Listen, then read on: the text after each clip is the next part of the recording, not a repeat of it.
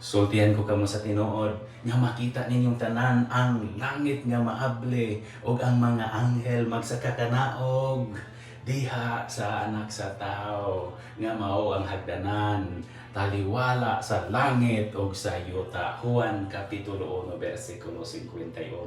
Gipahinumduman ang tanan nga mga miyembro sa balaang katawhan sa Dios o isip simbahan nga kitang tanan gitawag sa pagkapari walay pili-pili ug diha sa ato ang pagkapari giawhag ta sa pagkaanghel. Buot pasabot suod ta kaayo sa Dios nga makasakakanaog ta sa langit o sa yuta. Buot pasabot kitang mga pari makahalad ta sa mga pagampo o mga sakripisyo sa mga katawhan ngadto sa Dios, ngadto sa langit o gikan sa langit makadalaon ta pugta og mga maayong balita ngadto sa mga katawhan mahitungod sa kaluwasan.